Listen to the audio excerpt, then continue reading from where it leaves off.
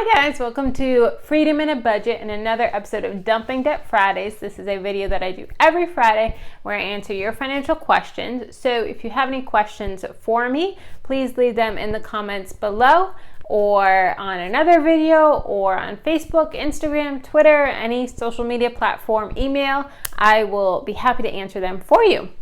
So I have a couple questions and we are going to jump right in. The first one is from Krista Shaffer. And she says, hello, I have a question for you. I recently had to have emergency dental treatment and I owe $2,500 on a dental credit card with zero interest. I still owe $15,411 in student loans. Should I focus on the dental intensity and just pay minimum on the student loans? What do you think? Or should I try to pay the minimum on monthly dental payment, 12 monthly payments, and pay a little extra on my student loans? Thank you. So I know it's super tempting to just put the dental bill at the end of the snowball because it's not getting interest. But you want to follow the debt snowball as hard as it may be. So do the dental bill first and then do the student loans, even though it's gaining interest.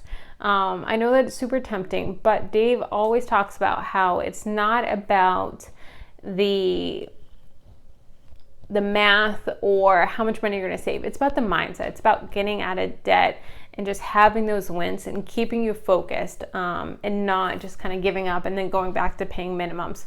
And also think about when you pay off this $2,500, that monthly payment is going to be rolled into the student loans. Once you pay that off, that's going to help it to go so much quicker, and then you're not having to pay the minimums on the dental bill.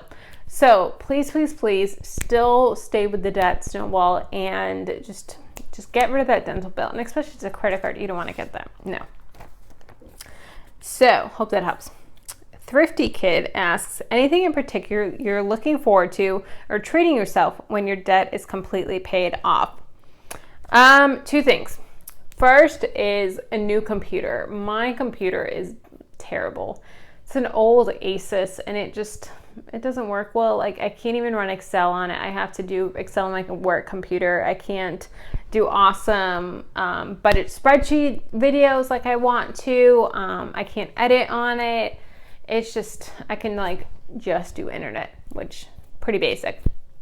So that is the first thing that I'm really gonna try and save up for is a new computer and then also a new car. My car is getting up in ages, and after watching the former Mrs. Jones and doing her cash envelopes and everything, and she's putting $500 in a sinking fund for a new car, that just totally built my dream. Like, I can't wait until I can be stashing that much cash away every month so that I can get a nice car. My dream car is a Jeep. So I just love them. I want a Jeep so bad.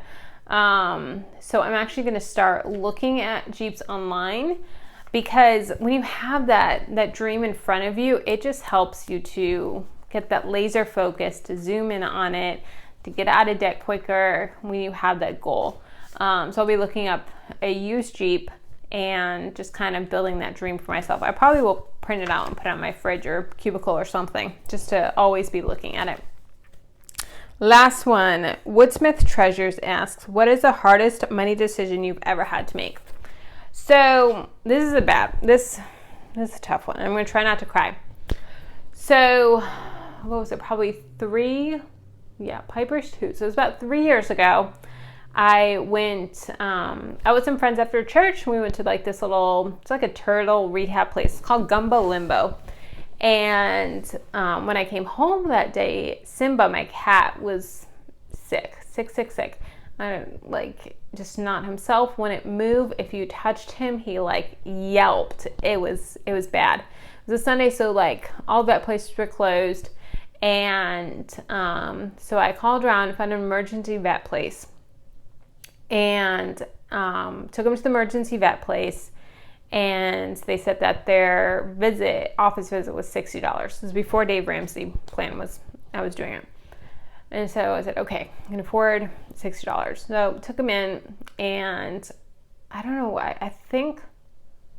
They told me that it was urinary tract infection, which for male cats can be fatal. And so when they said that, okay, like put a catheter in him, you know, just drain it and we'll be good to go, give him some antibiotics, we'll be fine. They said no, he has to have this surgery and it's going to be $1,800 and it's going to be really intensive.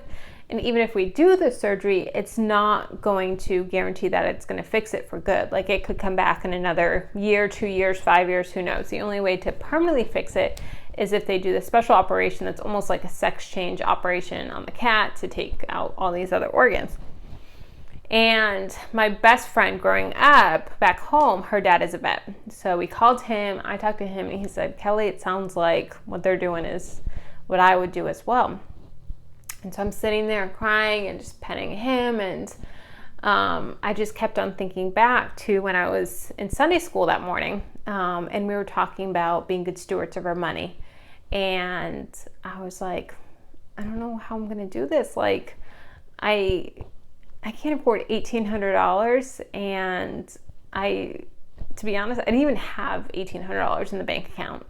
And they did a credit check on me to see if I could apply for a credit card there and do like their monthly payments. I didn't even qualify for that. I failed that. And I'm like, I don't know what I do. Like, I love him. But what kept on coming over and over my head was, but he's a pet. He's a pet. He's not a child. He's a pet. And it was one of the hardest decisions, but I had to put him down that day, which the cost to put him down was like $400, which is crazy. And so put him down, and I just kind of,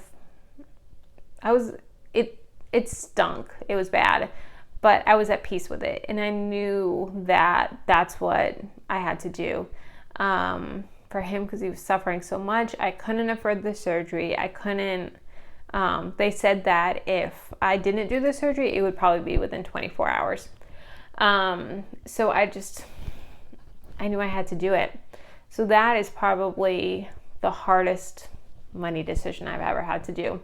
I just did a video earlier this week of the worst money decision I've had to do. So I will link that video. Totally different money mistake. But not to end on a bad note. But that's probably the hardest one that I've ever had to do. That was a deep question. So thank you so much for watching, and I love these questions, guys. They are just the time that I can connect with you, and when I get the questions in the comments, I just get so excited of like, all right, how am I going to answer that? What research do I have to do to answer it? I love it. So please continue to leave your questions so that I can continue doing these videos on Fridays. They are so much fun. And thank you so much for watching. I love you guys.